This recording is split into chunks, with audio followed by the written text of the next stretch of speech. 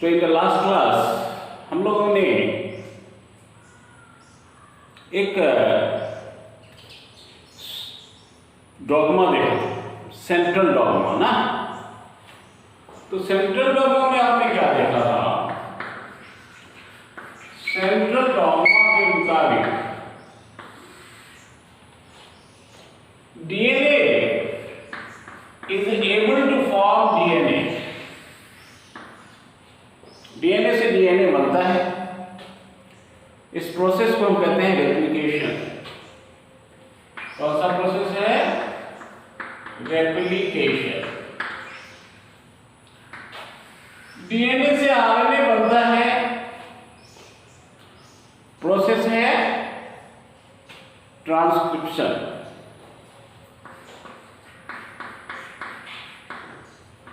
Transcription and RNA से protein बनता है। The process is called translation.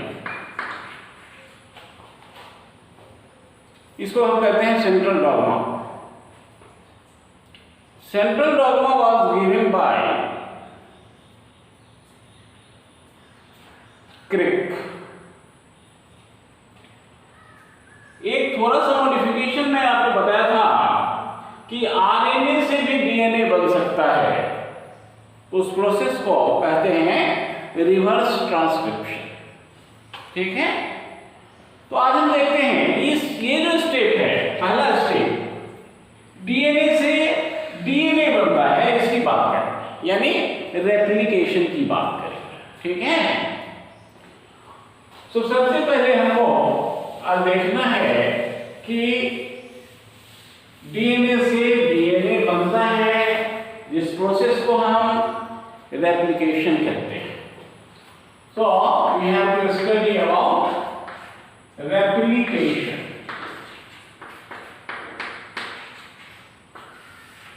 What is replication? तो आप समझिए, the process by which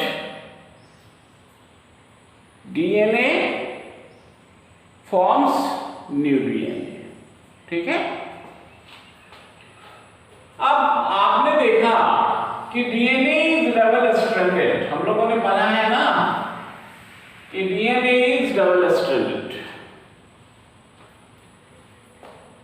during formation of new DNA molecule, मतलब एक डीएनए का मॉलिक्यूल है, इससे दो डीएनए का मॉलिक्यूल बनना है, तो क्या होगा?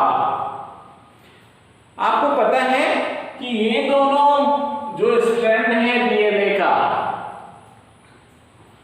उसकी पोलैरिटी जो है, मान लीजिए इसका इधर 5 है तो ये हो जाएगा 3, इसका हो जाएगा इधर 5, इधर हो जाएगा 3। Both the strands of DNA are anti parallel. हम लोगों ने देखा था इसको, और ये भी देखा था कि both strands are held by hydrogen bonds. दोनों स्ट्रैंड किससे जुड़े हुए हैं? हाइड्रोजन बॉन्ड्स से जुड़े हुए हैं। तो ए जो है वह टी के साथ पेयर करता है और जी जो है वह सी के साथ पेयर करता है। ठीक है, जब नई कॉपी बननी होगी तो ये दोनों स्ट्रैंड्स एक दूसरे से अलग हो जाएंगे, इनके बीच का हाइड्रोजन बॉन्ड टूट जाएगा और ये दोनों स्ट्रैंड्स एक दूसरे से क्या हो जाएंगे बाबू? ये दोनों स्ट्रैंड्स एक दूसरे से अलग हो जाएंगे। समझ में आ गया? Both strands of the DNA will get separated, यानी हाइड्रोजन बॉन्ड्स उनके बीच का टूट जाएगा और अलग हो जाएंगे। तो एक की पोलैरिटी 5 है इधर, तो इधर 3 प्राइम होगी, तो दूसरे की इधर 5 प्राइम होगी, इधर 3 प्राइम होगी। तो दोनों स्ट्रैंड से एक दूसरे से अलग हो गया। अब ये जो स्ट्रैंड है, इस पर एक नया स्ट्रैंड इसके साथ जुड़ जाएगा। जिसकी पोलैरिटी इसके अपोजिट होगी। सिमिलरली इस पर भी एक नया स्ट्रेंथ बन जाएगा।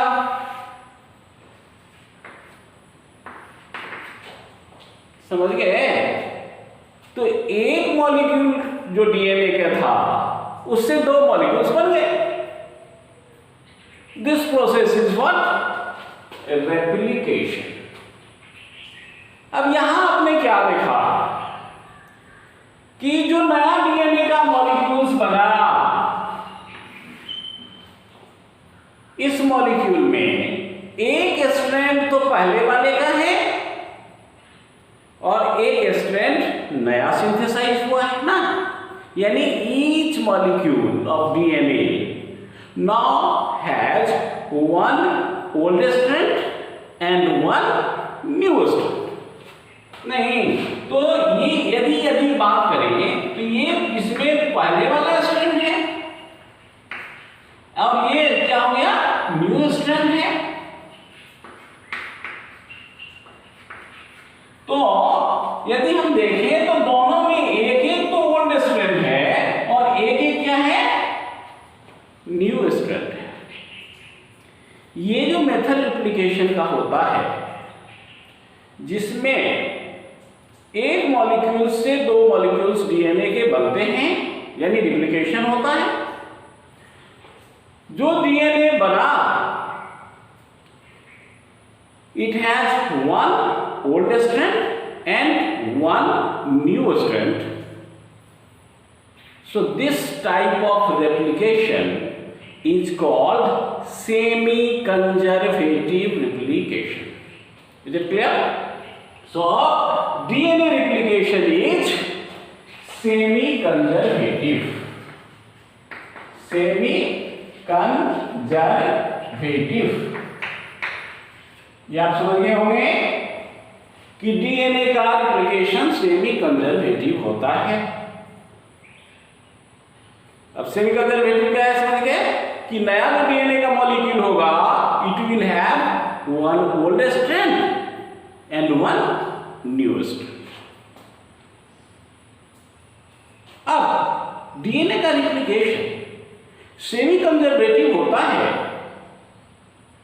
उसको प्रूव करने के लिए एक एक्सपेरिमेंट हम लोग पढ़ेंगे, ठीक है, जो प्रूव करता है कि DNA replication is semi conservative.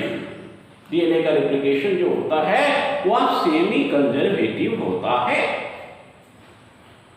और ये एक्सपेरिमेंट जो है वो दिया गया था मेसेल्सन एंड एस्टॉल के द्वारा, ठीक है।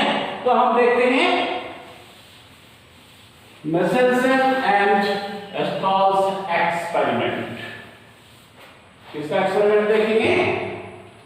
Meselson and Estall's experiment.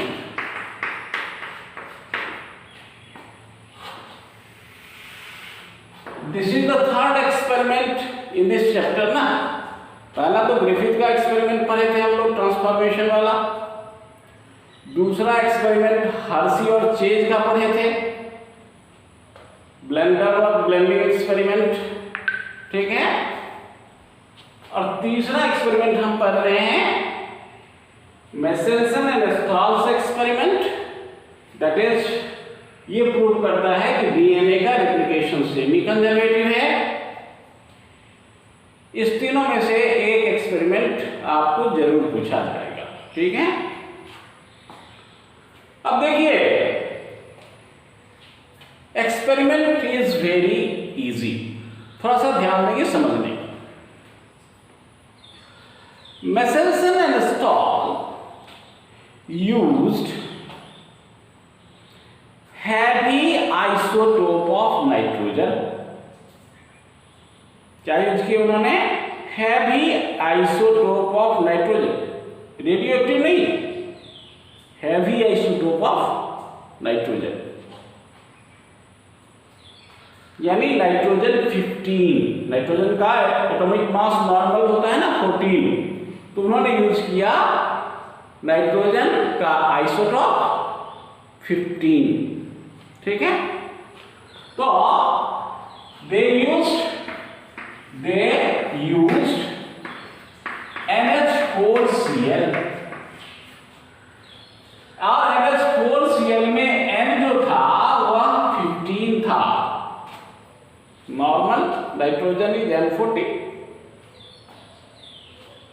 उन्होंने क्या किया, एक तो ये कल्चर मीडियम में उन्होंने यूज किया NH4Cl, अमोनियम क्लोराइड का सॉल्ट, अमोनियम क्लोराइड यूज किया उन्होंने।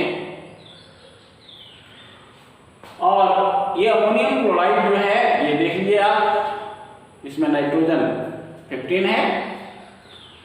और उन्होंने बैक्टीरिया लिया ई कोलाई। कौन सा बैक्टीरिया लिया? E coli. इस बैक्टीरिया को उन्होंने कल्चर किया फॉर सेवरल जनरेशंस, ठीक है। मान लो ये बैक्टीरिया है, इस बैक्टीरिया को उन्होंने कल्चर किया। कल्चर में क्या करते हैं, न्यूट्रिएंट मीडियम में बैक्टीरिया को ग्रो करते हैं, ठीक है।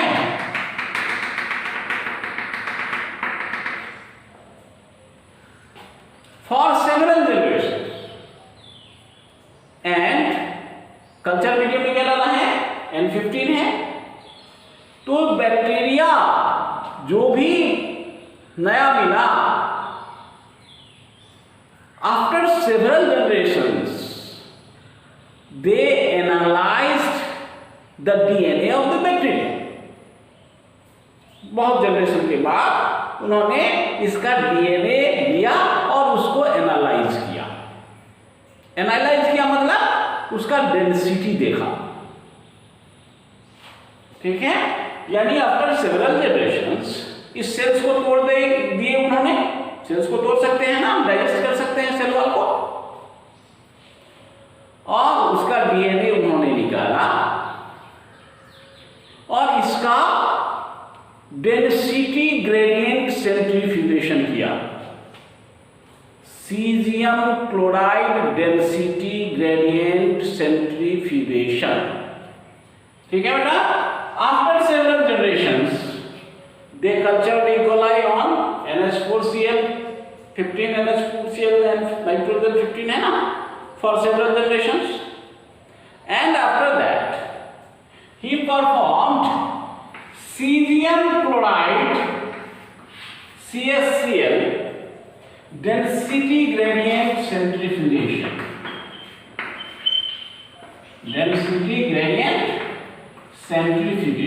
सेंट्रीफ्यूगेशन किया। अब आपको मैं बताया था ना, सेंट्रीफ्यूगेशन में क्या होता है, डिफरेंट टाइप्स के पार्टिकल अलग अलग लेयर पर इकट्ठे हो जाते हैं। तो उन्होंने एक सेंट्रीफ्यूज ट्यूब लिया, मान लो ये this is the centrifuge tube, ये ट्यूब है, और इस ट्यूब में दिस इज द ट्यूब, इस ट्यूब में क्या है, सीजियम क्लोराइड है। दिस ट्यूब है सीजियम क्लोराइड, और बैक्टीरियल सेल को ब्रेक करने के बाद उसका जो कंटेंट था उसको इसमें डाल दिए और सेंट्रीफ्यूज कर दिए, रोटेट करा दिए। तो उनको DNA का बैंड मिला। क्या मिला बेटा? ये DNA मिला।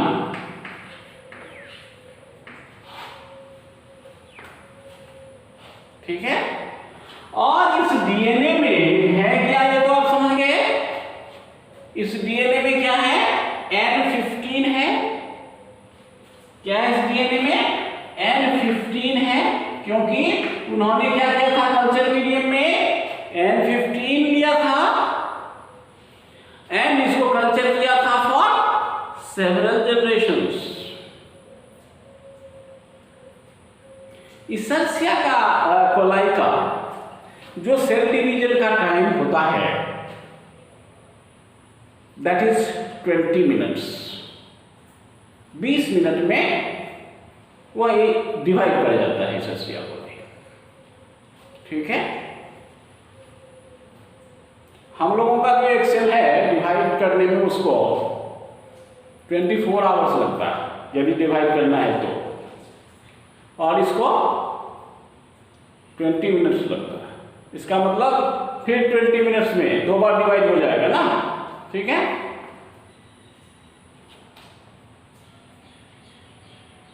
अब देखिए डीएनए का बैंड मिला है तो जो हैवी था मतलब वो सेंट्रीफ्यूगेशन ट्यूब जो है, सेंट्रीफ्यूगल ट्यूब, उसमें कहां चला गया, नीचे बैंड बना गया। अब उन्होंने किया गया इस कल्चर में से इनको तो ये तो पता चल गया कि बैंड कहां पर है डीएनए का, यानी what is the density of DNA in which there is N15। ठीक है, तो इसमें से कुछ सेल तो उन्होंने तोड़ दिया था ना, कुछ सेल तो उन्होंने तोड़ दिया और उसका डीएनए उन्होंने डेंसिटी निकाला। तो इस डीएनए में क्या मिला उनको बेटा, इस डीएनए की डेंसिटी ज्यादा थी, वह चला गया बॉटम में। ठीक है, तो इसमें हो गया N15। N15 कहने का मतलब है नाइट्रोजन जो होता है ना वो बेस में होता है। आप पढ़े हैं ना 4 तरह के बेस होता है डीएनए में, A, T, G, C। तो नाइट्रोजन बेस में चला जाता है। ठीक है, बेस का कंपोनेंट। अब देखो इसमें से कुछ सेल तो उन्होंने तोड़ दिया था, इस तरह का बैंड मिला उनको। अब इसमें से कुछ सेल्स उन्होंने लिया, कुछ सेल्स लिया और उसका फिर कल्चर किया उन्होंने, कुछ सेल्स लिया और उसका फिर कल्चर किया।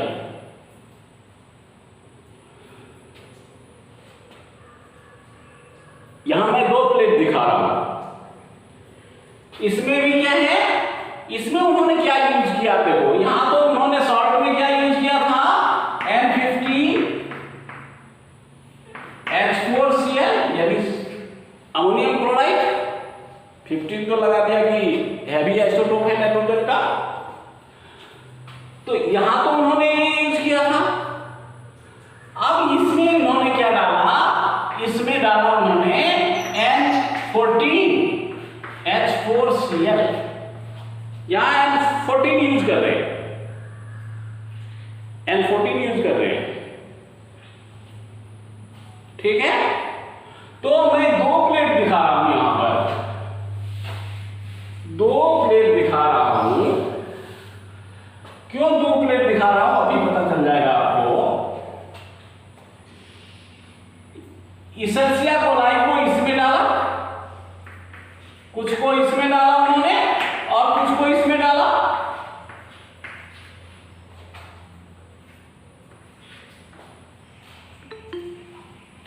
आफ्टर 20 मिनट्स मैंने अभी बताया था आपको 20 मिनट में वह क्या करता है, सेल डिवाइड हो जाता है। आफ्टर 20 मिनट्स इसके सेल को ब्रेक किया, आफ्टर 20 मिनट्स। ठीक है, इसके सेल को ब्रेक किया after 20 minutes and perform the experiment.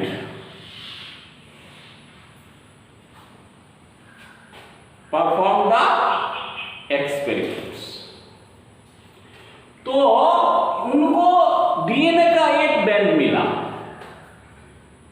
लेकिन जो डीएनए का बैंड मिला वह इससे ऊपर मिला, इस लेवल पर नहीं मिला, इससे ऊपर मिला। He performed density gradient centrifugation by using cesium chloride and got a band of DNA which was of lesser density than that of the DNA obtained in first experiment. देख रहे हैं ना, यहाँ पर डीएनए का बंद यहाँ है, यहाँ पर डीएनए का बंद ये है, यहाँ मिला ऑक्सीजन क्लोराइड है। तो ये पहला एक्सपेरिमेंट का नतीजा था, ये दूसरा एक्सपेरिमेंट का नतीजा है। तो 20 मिनट्स के बाद उन्होंने ये काम किया, इसका डीएनए एनालाइज किया ना। इस बैक्टीरिया का डीएनए उन्होंने फिर नेक्स्ट 20 मीन्स 40 मिनट्स बाद लिया। आफ्टर 20 मिनट्स, आफ्टर 20 मिनट्स, तो आपको पता है ना, अभी बताया था कि 40 मिनट्स में तो 2 बार डिवाइड कर लेगा, इसका मतलब हर एक से, ठीक है। तो यहां 1 बार डिवाइड किया। अब इसका उन्होंने एनालिसिस किया, फिर सेंट्रीफ्यूगेशन किया, फिर थर्ड एक्सपेरिमेंट, ठीक है। अब देखो तीसरी बार उन्होंने फिर सेंट्रीफ्यूगेशन किया। तीसरे बार में उनको 2 तरह का बैंड मिला, समझे ना। एक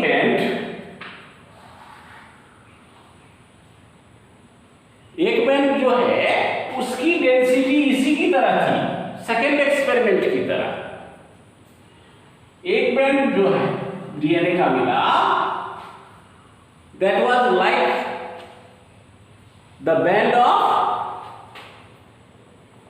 सेकेंड एक्सपेरिमेंट, एंड एक और जो बैंड मिला वह इससे भी कम वेट का, कम डेंसिटी का मिला, मतलब उससे भी ऊपर, समझे। तो ये थर्ड एक्सपेरिमेंट में इनको 2 तरह के बैंड्स मिले, 2 तरह के बैंड्स मिले। ये तो यदि हम इसका नाम रख दें ए बैंड, इसका नाम रख दें बी बैंड, तो इसका भी नाम तो बी ही होगा ना बेटा, क्योंकि ये भी, इसकी डेंसिटी भी इसके बराबर ही है। And this is C. तो after performing all the experiments उनको कितने तरह का बैंड मिला? 3 टाइप्स का बैंड मिला। एक बैंड सबसे ज्यादा डेंसिटी वाला, एक बैंड सबसे कम डेंसिटी वाला, और एक जो बैंड था that was of medium density, right. So what we observe, what they concluded, या we can conclude to based on the experiment, हम लोग भी कंक्लूजन निकाल सकते हैं कि 3 तरह का इसका मतलब डीएनए है। यही हुआ बेटा, इसका मतलब 3 तरह का डीएनए है। एक डीएनए तो ये है, ठीक है। दूसरा डीएनए जो है उसमें एक स्ट्रैंड में तो N15 है और एक स्ट्रैंड में N14 है, और तीसरा जो डीएनए है उसमें दोनों स्ट्रैंड में N14 है। नहीं, हम लोग भी ये कंक्लूजन निकाल सकते हैं ना, since there are 3 types of bands depending upon the density, density के आधार पर है, तो 3 तरह का बैंड तो तभी होगा ना बेटा जब एक में दोनों स्ट्रैंड में N15 हो, एक में दोनों स्ट्रैंड में N14 हो, और एक में एक स्ट्रैंड में 15 हो और एक स्ट्रैंड में 14 हो। उन्होंने सबसे पहले जो कल्चर किया था कई जनरेशंस तक, उसमें तो उन्होंने 15 यूज किया था, लेकिन इस दोनों में उन्होंने क्या यूज किया था? 14 यूज किया था, समझे। तो 3 तरह के डीएनए मिले, एक की डेंसिटी सबसे ज्यादा, एक की डेंसिटी सबसे कम, एक की density intermediate. It means during the culture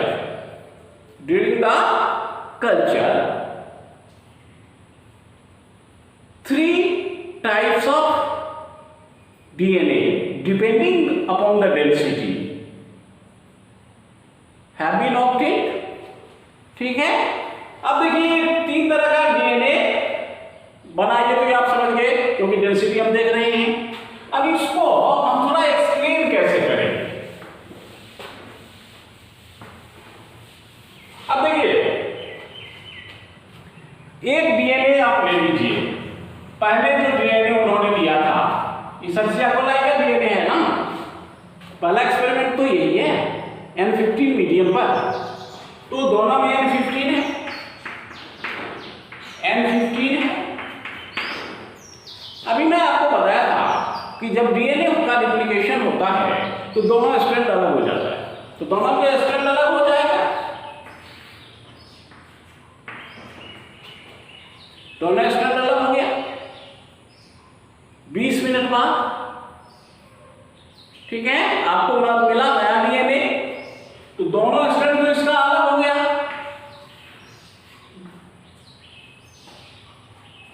दूसरा जो स्ट्रैंड है उसमें N15 तो नहीं आ सकता ना, क्योंकि कल्चर मीडियम में तो उन्होंने क्या डाला था, N14 डाला था। तो दूसरा जो स्ट्रैंड होगा इसमें तो N15 है, N15 है, और दूसरा जो कल्चर मीडियम में तो N15 है ही नहीं, N14 है। तो दूसरा जो डीएनए होगा उसमें N14 होगा। ठीक है, तो ये पहला जनरेशन का हो गया, पहले कल्चर का, पहला एक्सपेरिमेंट का। ये दूसरे एक्सपेरिमेंट का आ गया, तो उनको ऐसा मिला डेंसिटी। फिर 20 मिनट बाद ठीक है यहां दो मॉलिक्यूल्स मिला है आपको, ये 20 मिनट बाद फिर ये दोनों अलग हो नया डीएनए बनाएंगे, तो इसके दोनों फिर अलग हो जाएंगे, इसके भी दोनों अलग हो जाएंगे ना बेटा।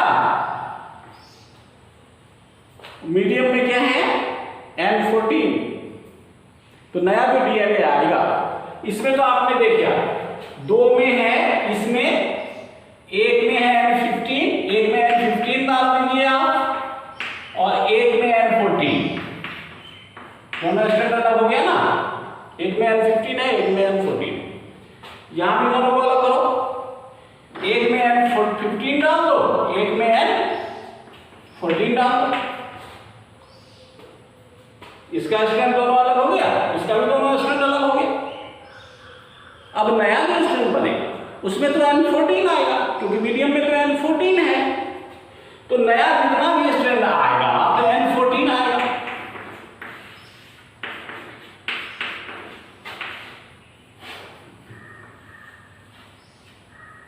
नया जितना भी स्ट्रैंड आएगा उसमें N14 आएगा।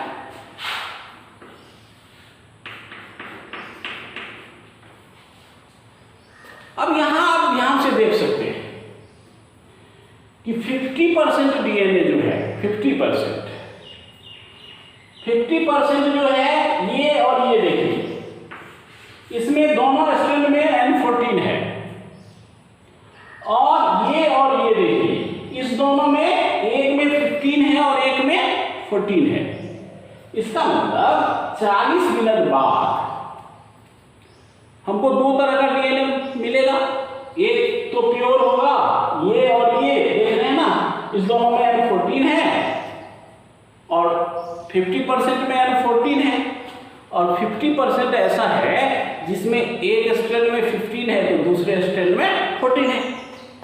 तो इसीलिए ना आपने देखा था ना सेकेंड बार उन्होंने, यानी यहां पर जब सर्टिफिकेशन किया था 40 मिनट के बाद, तो 2 तरह के बैंड मिले थे, 2 तरह के बैंड मिले थे। देखिए N14, तो ये सबसे हल्का होगा ना, प्योर N14 वाला है, तो ये सबसे हल्का वाला है, इसमें इसका मतलब केवल N14 है, ओनली N14 डीएनए में है। यहां ये वाला है 15, एक में N15 और एक में N14, तो इसमें दोनों हो गया है, N15 भी है और N14 भी। यहां 20 मिनट वाला है, तो 20 मिनट वाला में क्या है N15 और N14 दोनों रहेगा। और जो सबसे पहले का था इसमें केवल N15 है, N15 है दोनों डीएनए स्ट्रैंड में। ठीक है, तो इससे क्या प्रूव हुआ कि जो नया डीएनए बनता है उसमें एक स्ट्रैंड तो पुराना होता है और एक स्ट्रैंड जो है वह नया जो डीएनए मॉलिक्यूल होता है बनता है, तो एक डीएनए में तो दो स्ट्रैंड होता है, तो एक नया स्ट्रैंड होता है और एक पुराना स्ट्रैंड होता है, और इसी को तो हम लोग कहते हैं semi conservative replication. So, in this way, Michelson and Stahl proved that DNA replication is semi-conservative. ठीक है, समझ गए होंगे?